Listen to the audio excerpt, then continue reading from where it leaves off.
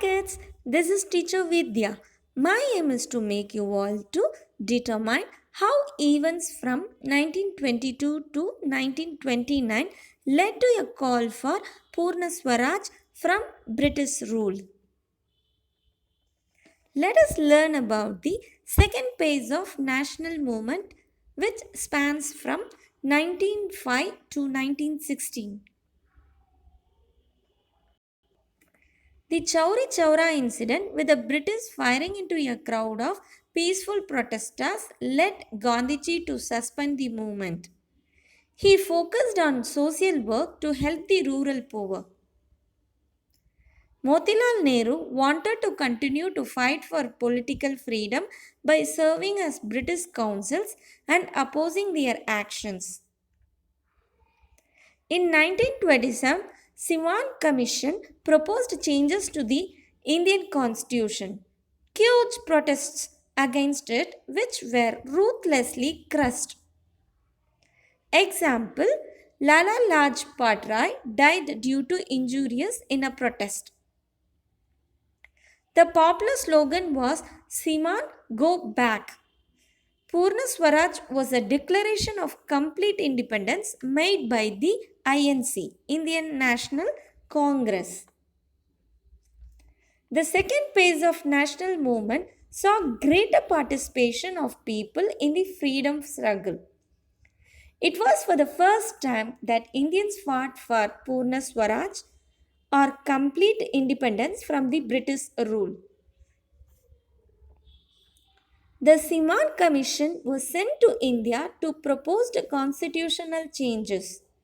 The commission did not have any Indian representative to challenge constitutional reforms suggested. It led to widespread agitation and boycott of the commission. The Hindustan Republication Association believed in armed revolution, and so did the nationalists like Bhagat Singh and B.K. Das.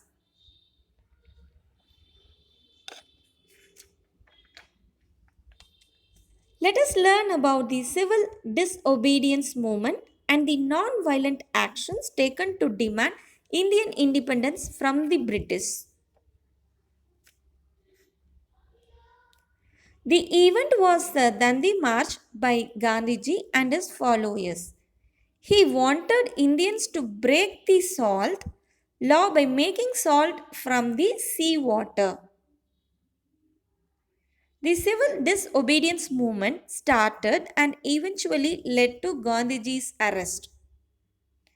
There were strikes, boycott of schools, offices, picking of foreign goods, and non payment of tax to the government as part of resistance.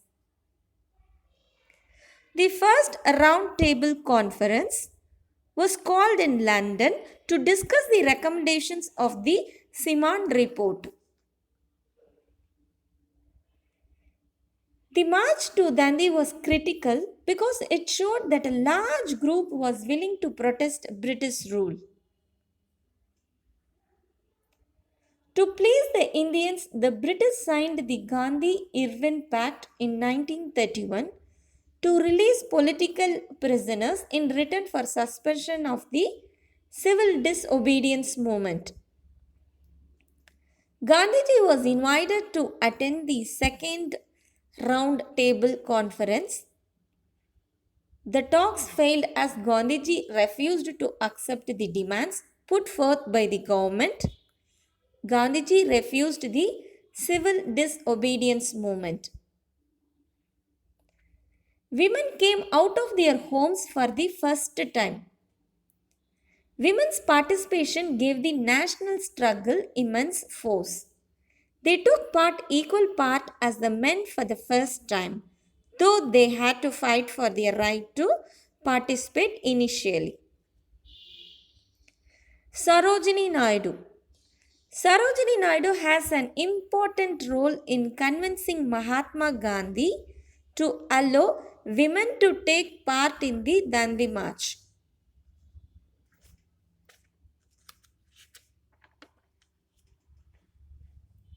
Let us learn about the Quit India movement an effort to get the British to leave India immediately. The Government of India Act was meant to be a way to keep the Indian people happy by giving more voting powers, but it gave more powers to the Viceroy. Their increasing frustrations with the British rule made Gandhiji start the Quit India movement. Not only the members of Congress thought alive, but some wanted more direct action instead of non violent protest.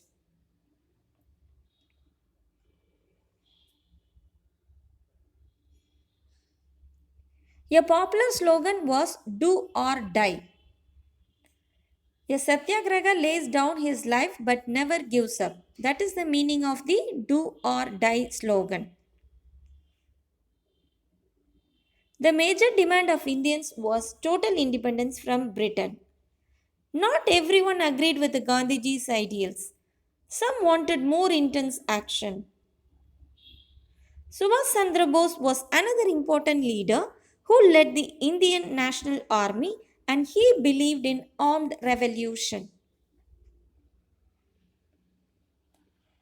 Gandhiji and the Congress played a key role in the movement. Gandhiji led peaceful opposition despite the arrest and imprisonment. Leaders of Congress resigned in protest when Indians did not get the grant of independence as demanded in return for help during the World War II. The Government of India Act gave more power to the British instead of favoring Indians. Britain refused Indian support in exchange for Indian independence at the beginning of the World War II. The cabinet mission came to India to provide recommendations for an independent India to be headed by Nehru. The Constituent Assembly started drafting a constitution. World War II was also an event that influenced the people of India in their struggle for Indian independence. Because high taxes imposed by the British and forced army postings abroad to fight in the wars angered the people of India. Their demand for independence was also not being honored. These circumstances strengthened the Indians in their struggle for independence.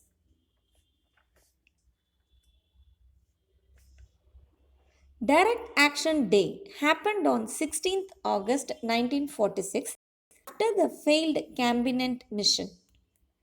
The, the Muslim League demanded an independent Pakistan with M.A. Jinnah as its prime minister. Riots broke out in Calcutta.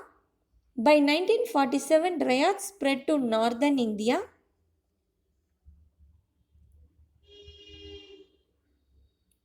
In August 1947, when India gained independence from Britain, the partition divided the nation into two separate countries, India and Pakistan. Pandit Jawaharlal Nehru was scheduled to be India's first Prime Minister, whereas the new state of Pakistan was to have M.A. Jinnah as its new Prime Minister. The Congress leaders were forced to accept the partition to avoid any further communal tensions and further violence. Thank you so much, kids.